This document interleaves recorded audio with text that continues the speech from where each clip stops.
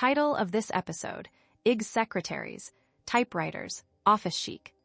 Today we celebrate feminine beauty in this theme and era, expressed through style, elegance, posture, and presence. The 1960s transformed the American office into a stage where women perfected a look that was both professional and captivating. These weren't just typists behind desks. They were the architects of workplace elegance, creating a visual language of competence, wrapped in carefully chosen fabrics, precise tailoring, and an unmistakable sense of purpose. Their presence commanded respect while maintaining an effortless grace that made the corporate world take notice. Consider this remarkable shift. In 1960, fewer than 30% of office workers were women. By 1969, that number had climbed to nearly 50%, and these women weren't simply filling chairs. They were redefining what professionalism looked like. They brought a new visual vocabulary to spaces that had been dominated by gray suits and monotone environments, introducing color, texture, and a refined aesthetic that elevated the entire workplace atmosphere. The office revolution began in the late 1950s, but the 1960s gave it style and substance.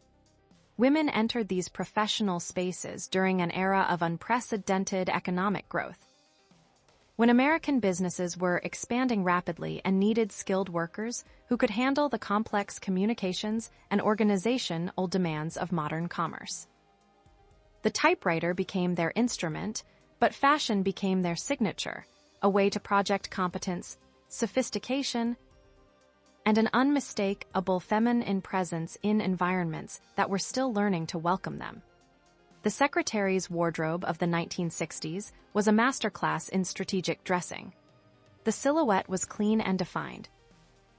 Fitted blazers with structured shoulders that commanded attention without being aggressive. Paired with pencil skirts that hit precisely at the knee, a length that suggested professionalism while maintaining elegance. The aligned dress became another cornerstone, offering comfort for long hours while maintaining a polished appearance that worked equally well for taking dictation or attending meetings. Colors spoke volumes in these office environments. Navy blue projected authority and reliability, making it the choice for important client meetings or presentations. Charcoal gray suggested serious competence, while burgundy and forest green added richness without sacrificing professionalism. White blouses remained essential, but the 1960s secretary elevated them with subtle details, Peter Pan collars, delicate buttons, and crisp lines that maintained their structure through hours of focused work. The fabrics were carefully selected for both appearance and practicality. Wool blends offered durability and held their shape through long days, while cotton and silk blends provided comfort without wrinkling.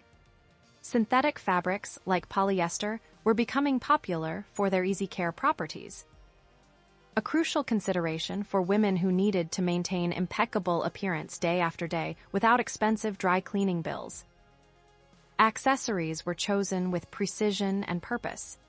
Pearl necklaces became almost uniform, classic enough to complement any outfit while adding a touch of refinement that elevated even the simplest ensemble. Handbags were structured and practical, sized to hold the essentials of office life: appointment books, pens, compact mirrors, and the small personnel items that helped maintain their polished appearance throughout demanding workdays. Shoes featured low to moderate heels that provided height and elegance, while remaining comfortable 4 hours of standing, walking, and the constant movement that office work required. The attention to detail extended to grooming and presentation. Hair was styled in controlled shapes, the bouffant that added height and presence, the precision of a perfectly set bob, or the sophisticated chignon that kept hair neat and professional while suggesting an underlying sense of style and personal care. These weren't casual choices.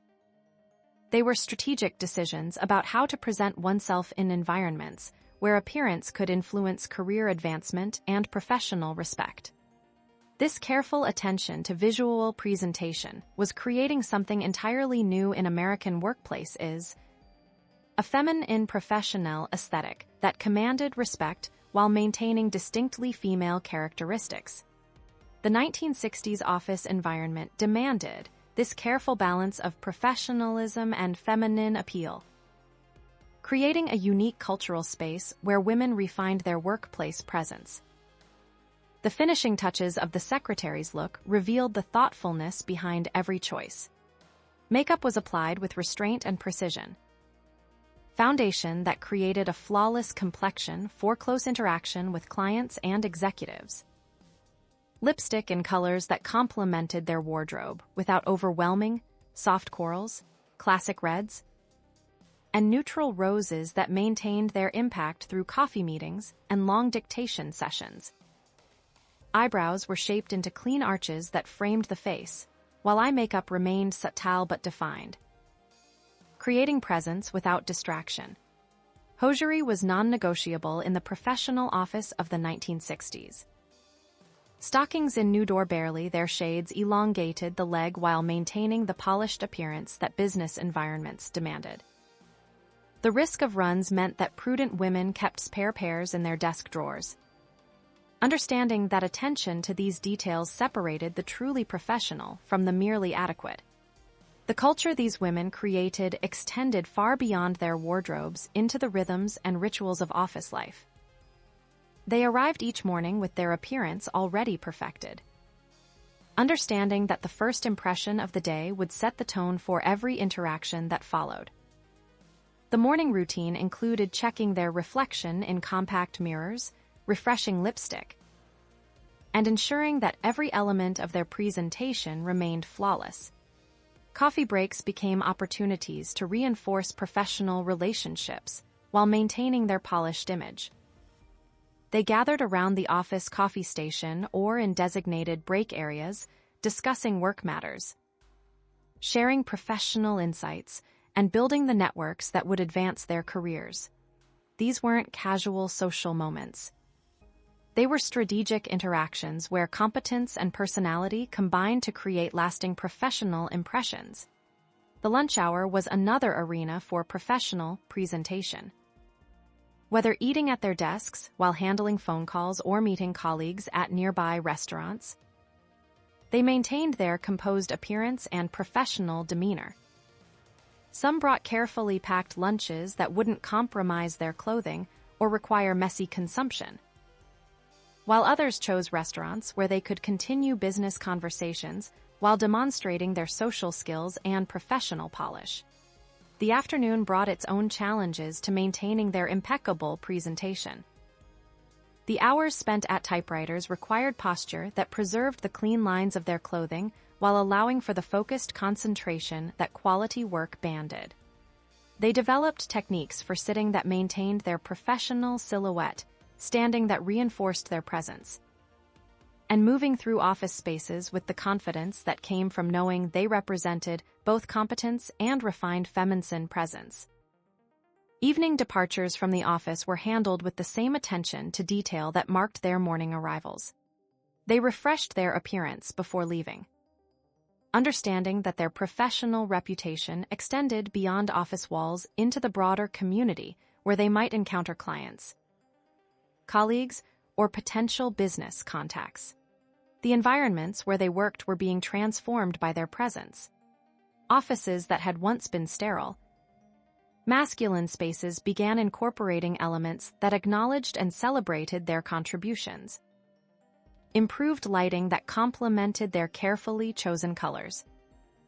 Better organization systems that reflected their attention to detail. And a general elevation in the aesthetic standards of workplace environments. This feminine influence on office culture was creating ripple effects that extended well beyond individual workplaces, establishing new standards for professional presentation that would influence decades of workplace fashion and behavior.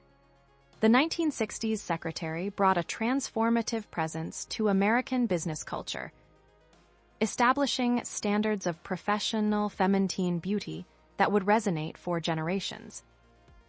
The impact of this refined office aesthetic extended far beyond individual workplace is into the broader fabric of American society.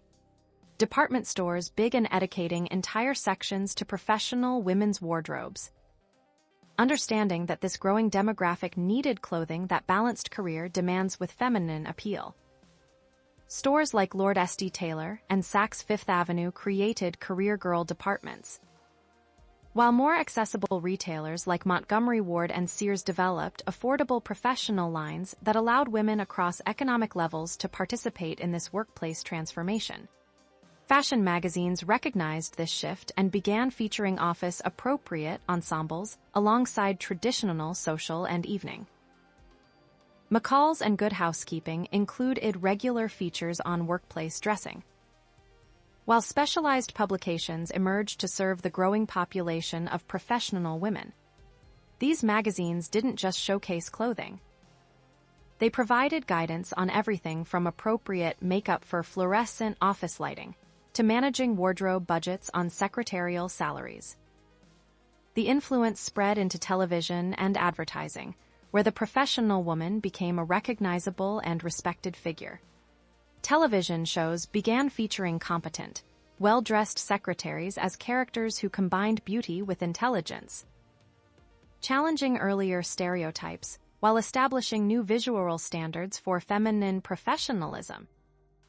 Advertisements for everything from office equipment to beauty products began featuring women who embodied this polished, apeable aesthetic. The 1960s office environment was also shaping consumer behavior in unexpected ways. The need to maintain professional appearance throughout demanding workdays drove innovation in cosmetics, with companies developing longer-lasting foundations, smudge-proof lipsticks, and hair products that could withstand the rigors of busy office life. The dry cleaning industry expanded to serve the growing population of women who needed to maintain impeccable professional wardrobes, while accessory manufacturers created specialized products for the working woman.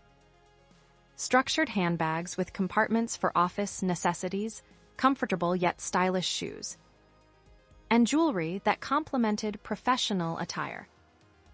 This transformation was creating a new class of consumer with specific needs and sophisticated tastes. These women had independent incomes and made purchasing decisions that reflected their professional status and personal standards. They invested in quality pieces that would serve them well in their careers, while expressing their individual sense of style within professional constraints. The social impact was equally significant. The visual presence of competent, beautifully dressed women in professional settings was changing perceptions about feminine capability and worth. These women demonstrated that beauty and intelligence weren't competing qualities but complementary strengths that enhanced their effectiveness in business environments. Their success was opening doors for the women who would follow, establishing precedents for professional advancement while maintaining distinctly feminine characteristics. First, the perfected silhouette that communicated competence through every line, the structured blazer that commanded respect, the precisely fitted skirt that suggested both professionalism and attention to detail, and the overall proportions that created presence without sacrificing feminine appeal. Second, the calculated color palette that spoke before words were exchanged, navy blues that projected authority, sophisticated grays that suggested reliability, and carefully chosen accent colors that added personality while maintaining professional appropriateness. Third, the meticulous attention to finishing details that separated true professionals from merely adequate workers. The perfect makeup that enhanced natural beauty without distraction. The precisely styled hair that maintained its shape through demanding days, and the thoughtfully chosen accessories that completed their professional presentation. These three feminine signatures of 1960s office chic created a visual language that communicated competence, sophistication, and unmistakable presence. They established standards that recognized both the professional demands of the workplace and the distinct qualities that women brought to these environments. The legacy of the 1960s secretary extends beyond fashion into fundamental questions about professional presence and personal expression. These women demonstrated that maintaining feminine beauty and achieving professional success weren't opposing goals but complementary aspects of a complete professional identity. Their careful attention to presentation wasn't vanity. It was strategic intelligence applied to the realities of workplace dynamics and career advancement. Today, when professional environments continue to evolve and redefine appropriate workplace presentation, the lessons from this era remain relevant. The 1960s secretary understood that appearance could be a form of professional communication, that attention to detail reflected broader competencies, and that maintaining personal standards contributed to both individual success and broader cultural change. As we explore the evolution of professional style and feminine presence in workplace environments, the sophisticated balance achieved by these pioneering women continues to offer insights into the relationship between personnel presentation, professional competence, and the ongoing conversation about feminine beauty in public spaces. Tenter Latino Claude Pod Cometer Eros. Confirasempre as respostas.